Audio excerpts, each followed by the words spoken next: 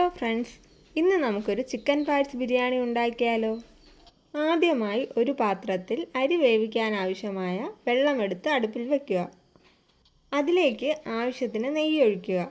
അതിനുശേഷം ബേ ലീഫും കറുകപ്പട്ട, ഗ്രാമ്പു, ഏലയ്ക്ക, ഉപ്പ് എന്നിവ ഇട്ട് കൊടുക്കുക.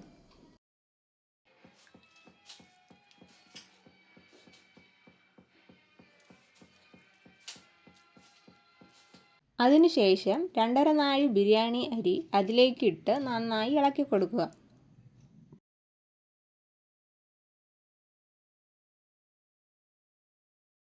ഇനി ഒരു 3 സവാള അരിഞ്ഞെടുക്കാം.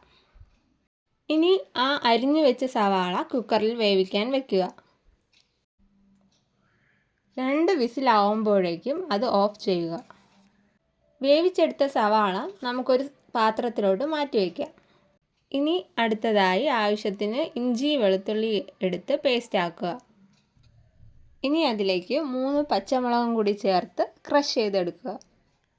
ഇനി ചിക്കൻ പാർട്സ് കുറച്ച് വെള്ളവും ഉപ്പും ചേർത്ത് വേവിക്കാൻ വെക്കുക. 2 വിസിലാവുമ്പോൾ ഓഫ് ചെയ്യുക. ആ സമയം കൊണ്ട് അരി വെന്തിട്ടുണ്ട്. ഇനി അതിനെ തോർത്തിയെടുക്കാം. ഇനി ആ റൈസിലേക്ക് കുറച്ച് നെയ്യ് ആഡ് ചെയ്യാം. അതിനുശേഷം ഒരു ചീനിച്ചട്ടിയിൽ എണ്ണ ഒഴിക്കുക. ഇനി അതിലേക്ക് അരിഞ്ഞു വെച്ചിരിക്കുന്ന സവാള ഇട്ട് കൊടുക്കുക.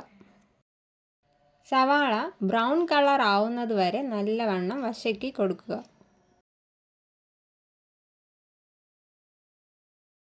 ഇപ്പോൾ സവാള ബ്രൗൺ കളറിലായിട്ടുണ്ട്. ഈ വറുത്ത് വെച്ചിരിക്കുന്ന സവാള ബിരിയാണി ചോറിലേക്ക് ഇട്ട് കൊടുക്കാം.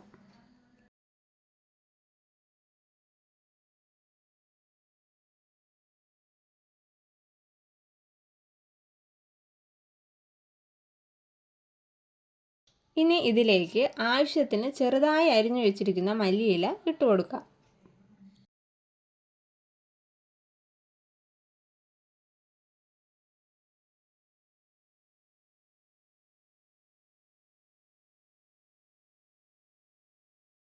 നേരത്തെ സവാള വശക്കിയെടുത്ത എണ്ണയിലേക്ക് തക്കാളി ഇട്ട് അതും നല്ലപോലെ വശക്കിയെടുക്കുക.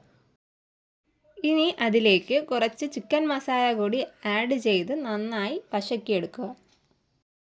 ഇനി അത് ബിരിയാണിയിലേക്ക് ചേർക്കുക.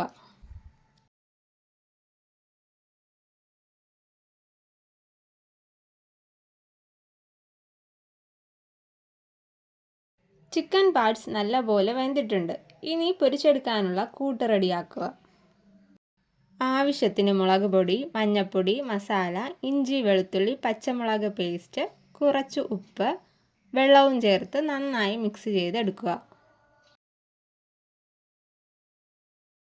ഇനി അതിലേക്ക് വേവിച്ച് വെച്ചിരിക്കുന്ന ചിക്കൻ പാർട്സ് ഇട്ട് കൊടുക്കുക. ഇനി കുറച്ച് ചിക്കൻ മസാല കൂടി ചേർത്ത് നന്നായി മിക്സ് ചെയ്യുക.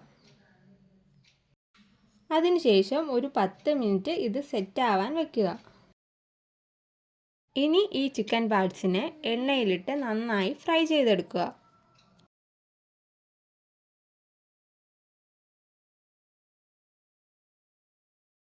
ഫ്രൈ ആയതിനു ശേഷം അതിലേക്ക് തക്കാളിയും ഇഞ്ചി വെളുത്തുള്ളി പച്ചമുളക് പേസ്റ്റ് ചേർത്ത് നന്നായി ഇളക്കുക.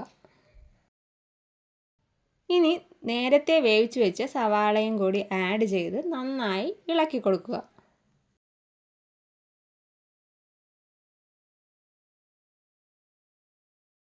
ഇപ്പോൾ ഇത് റെഡി ആയിട്ടുണ്ട്. ഇനി ബിരിയാണി ചോറുമായി മിക്സ് ചെയ്തെടുക്കാവുന്നതാണ്.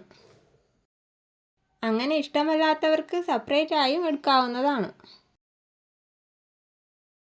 അങ്ങനെ ചിക്കൻ പാർട്സ് ബിരിയാണി ഇവിടെ റെഡി ആയിട്ടുണ്ടേ. നിങ്ങളും ഇത് ട്രൈ ചെയ്ത് നോക്കുക. എന്നിട്ട് കമൻറ്റ് ചെയ്യണേ.